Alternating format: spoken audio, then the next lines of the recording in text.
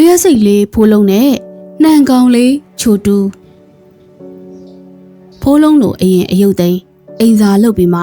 ချိုတူလိုစိတ်အေးလက်အေးအကြာကြီးဆိုမလား Little Forest Storyverse warmly welcomes you. မင်္ဂလာပါလူချင်းမင်္ဂလေးတို့ရေ Little Forest Storyverse ကနေကြိုဆိုလိုက်ပါတယ်ဒီကနေ့တော့ Little Forest ကတသားတို့မိမိတို့ကိုတိတ်ကိုလှပတဲ့တောအုပ်ကြီးတစ်ခုစီခေါ်သွားမယ်နော်ဟိုးရှေတုန်းကတိတ်ကိုတာရတဲ့တောအုပ်ကြီးတစ်ခုရှိတယ်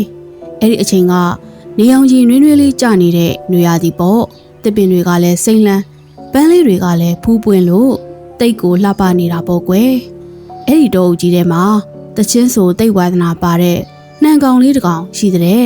သူ့နာမည်ကချိုတူးတဲ့ချိုတူးကတနေ့ဘာအလုံးမှမလုပ်ဘူးတစ်ပင်ရိပ်အောင်မှထိုင်သူ့ရဲ့တရောလေးကိုထိုးပြီးတချင်းတွေပဲအမြဲဆိုနေတော့တာသူကဟေးနွေရာသီဆိုတာပျော်စရာကြီးနေသားရုံးလေးကစားရမယ်လို့တွေးထားတာကိုဒီနေ့တော့ချိုတူးတချင်းဆိုနေတော့သူ့ရှေ့ကိုတစုံတစ်ယောက်ရောက်လာတယ်အဲ့ဒါကတော့သူ့ရဲ့တငယ်ချင်းပေးရစိတ်လေးဖိုးလုံးပေါ့ဒါပေမဲ့ဖိုးလုံးကချိုတူးလို့အေးဆေးထိုင်မနေဘူးနော်သူ့ခန္ဓာကိုယ်ဓာတ်အများကြီးကြီးတဲ့ပြောင်းမှုစီကြီးတစ်စီကိုချွေးတစ်လုံးလုံးနဲ့ကုန်းယုံပြီးတည်လာတာဟေးတငယ်ချင်းဖိုးလုံးနေဘူးကြဲကြီးတဲ့မှာဘာလို့ဒီလောက်ပင်ပန်းအလုပ်တွေလုပ်နေရတာလဲကွာ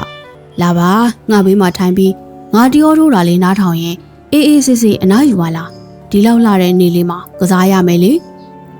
အဲ့တော့ပြည့်စိတ်လေးဖိုးလုံးကပြောင်းမှုစီကြီးကိုခဏချနှစ်ဖူးကချွေးလေးကိုတုပ်ရင်းပြုံးပြီးပြန်ပြေးလိုက်တယ်။အိုးချိုတူရမင်းရဲ့တရောတန်လင်းကတိတ်နားထောင်လို့ကောင်းတာပဲ။ငါလည်းနားထောင်ကြပါတယ်။ဒါပေမဲ့အခုကစောင်းရသည့်အတွက်အစားအစာတွေစုဆောင်းရမယ့်အချိန်လေ။နောက်ဆိုရင်အရန်အေးတဲ့စောင်းတွင်းကြီးရောက်လာတော့မယ်။အဲ့ဒီအခါကျအပြင်ထွက်ပြီးအစားအစာရှာလို့မရတော့ဘူးလေ။အဲ့ဒါကြောင့်အခုနေသားတုံးလေငါကြိုပြီးစုဆောင်းနေတာ။မင်းလည်းငါနဲ့အတူလာစုပါလား။ဒါပေမဲ့နှံကောင်လေးချိုတူးကတော့ရီလိုက်တယ်ဖိုးလုံးရမင်းကလည်းစိုးရိမ်လွန်ပါတယ်စောင်းရသည်ရောက်ဖို့ဆိုတာအဝေးကြီးလိုပါသေးတယ်အခုကြည့်ပါလားတောအုပ်ကြီးထဲမှာစားစရာတွေပေါ်မှာပေါ်အချိန်တွေအများကြီးကြံပါသေးတယ်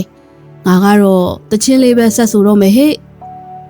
ဖိုးလုံးကတော့ခေါင်းလေးရမ်းပြီးပြုံးလိုက်တယ်တငယ်ချင်းကိုအတင်းအကျပ်မတိုက်တွန်းတော့ပဲသူ့ရဲ့ပြောင်းမှုစီကြီးကိုဆက်တယ်ပြီးအိမ်လေးစီပြန်သွားတော့တယ်ဒီလိုနဲ့နေ့ရက်တွေကုန်လွန်လာလိုက်တာဖိုးလုံးကတော့နေတိုင်းဒေတာတုံးလေးအစားအစာတွေကိုကြိုးစားစုဆောင်းနေချိုတူးကတော့နေတိုင်း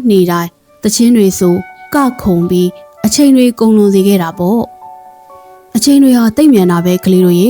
မကြခင်ပါပဲလေအေးလေးတွေတိုက်လာတယ်တစ်ပင်ပေါ်ကအရွက်စိမ့်တွေကအဝါရောင်အနီရောင်ပြောင်းသွားပြီးမြေကြီးပေါ်ကိုကျွေကြကုန်တယ်။ဆောင်းရသည်ကြီးတကယ်ရောက်လာပြီပေါ့။တတော်လုံးနှင်းတွေကြပြီးအဖြူရောင်လွှမ်းသွားတယ်။တိတ်ကိုချမ်းအေးလာတာပေါ့။အဲ့ဒီအချိန်မှာနှံကောင်လေးချိုတူးတယောက်ဘာဖြစ်နေမလဲ။ချိုတူးကများတိတ်ကိုချမ်းနေရှာတာပေါ့။သူ့ရဲ့တရောကြိုးလေးတွေလည်းနှင်းတွေခဲပြီးထိုးလို့မရတော့ဘူး။အဝေးစားထူလည်းမရှိသလိုဘိုက်ကလည်းတိတ်စားနေပြီ။မြေကြီးပေါ်မှာစားစရာဆိုလို့မြက်ပင်ကြောက်တပင်အောင်မကြမ်းတော့ဘူးအရာအားလုံးကနှင်းတွေအောင်မှရောက်နေတာကိုချမ်းလိုက်တာဘိုက်ကလည်းစားလိုက်တာငါနေရာဒီတုန်းကဖိုးလုံးစကားကိုနားထောင်ပြီးအစားအစာလေးတွေစုဆောင်းခဲ့ရင်တိတ်ကောင်းပါပဲအခုတော့ဘယ်လိုလုပ်ရမလဲချိုတူဟာချမ်းတုံနေရင်ကနေသူ့တငယ်ချင်းပြည့်စိတ်လေးဖိုးလုံးကိုသွားတတိရလိုက်တယ်ဒါနဲ့ဖိုးလုံးအိမ်လေးစီကိုအားတင်းပြီးရှောက်သွားတာပေါ့နှင်းတွေထဲမှာခြေလန်းတိုင်းကလေးလံနေတယ်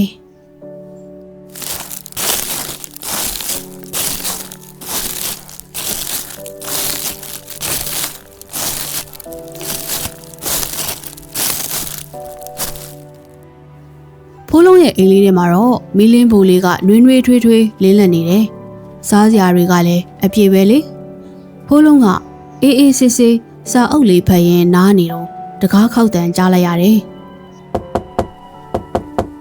ဘယ်သူပါလဲဒီလိုနှင်းတွေကြာနေတဲ့အချိန်ကြီးတကားကိုဖွင့်လိုက်တော့ဟင်အပြင်မှာချမ်းတုံပြီးမတ်တက်တောင်ကောင်းကောင်းမရက်နိုင်တော့တဲ့သူ့တငယ်ချင်းနှံကောင်လေးချိုတူးဖြစ်နေတယ်ဖိုးလုံးငါ့ကိုကူညီပါအောင်ငါမှစားစရာလည်းမရှိနေစရာလည်းမရှိတော့ဘူး။နေရာဒီတော့ကမင်းစကားကိုနားမထောင်ခဲ့မိတာငါမှားသွားပါပြီ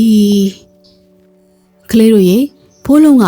ချိုတူးကိုငါပြောသားပဲဆိုပြီးစူပူမောင်းထုတ်လိုက်မယ်လို့ထင်သလား။ဟင်ဖိုးလုံးကတိတ်သဘောကောင်းတာ။သူကချိုတူးကိုချက်ချင်းပဲအိမ်ထဲခေါ်သွင်းလိုက်တယ်။လာချိုတူးအိမ်ထဲမြင်ဝင်မီးလင်းပူပေးမှလာထိုင်ပြီးကိုလေးကိုနှွေးအောင်လှုပ်လိုက်အောင်ငါဟင်းချိုပူပူလေးတစ်ခွက်သွားခတ်ပေးမယ်ချိုတူးလည်းမီးလုံပြီးဟင်းချိုပူပူလေးတောက်လိုက်ရတော့မှပဲအသက်ရှူချောင်သွားတော့တယ်နှွေးထွေးတဲ့အိမ်လေးထဲမှာအစားအစာတွေအများကြီးစုဆောင်းထားတာကိုကြည့်ပြီး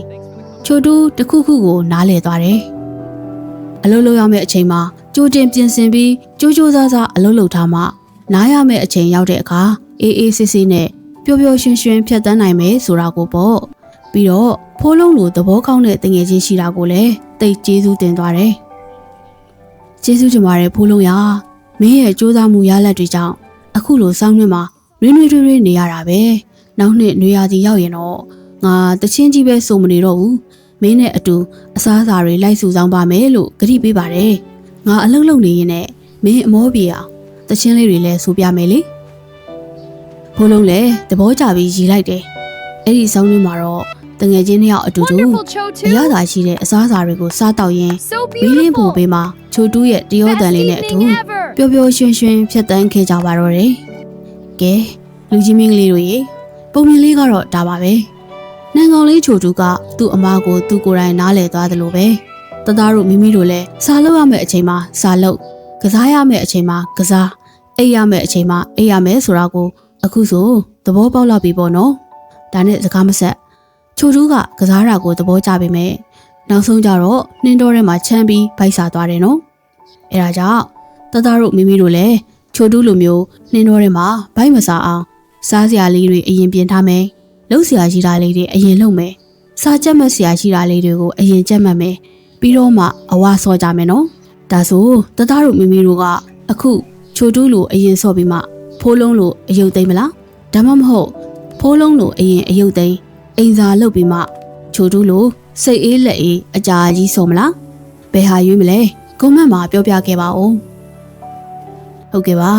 လူကြီးမင်းကလေးတို့အနေနဲ့ကိုလှုပ်ရှားရှိတဲ့အလုပ်လေးတွေကိုကြိုတင်ပြီးတေချာလုပ်ထားရင်နောက်ကြရင်ဖိုးလုံးလိုပဲအေးအေးဆေးဆေးနဲ့ပျော်ပျော်ရွှင်ရွှင်နေထိုင်ရမှာပါကဲအခုတော့နှံကောင်လေးချိုတူးနဲ့ပြည့်ရစိတ်ကလေးဖိုးလုံးလို့တကယ်ချင်းနှစ်ယောက်လိုပဲနွေးထွေးလေးအိမ်ရဝင်ကြပါစို့နော်Good night ကောင်းသောညပါကလေးတို့ရေနောက်ပုံမြင်လေးတွေမှာပြန်တွေ့ကြဖို့ Little Forest Storyverse Channel လေးကို Like and Subscribe လုပ်ထားဖို့မမေ့ပါနဲ့နော်တတာ See ya Bye bye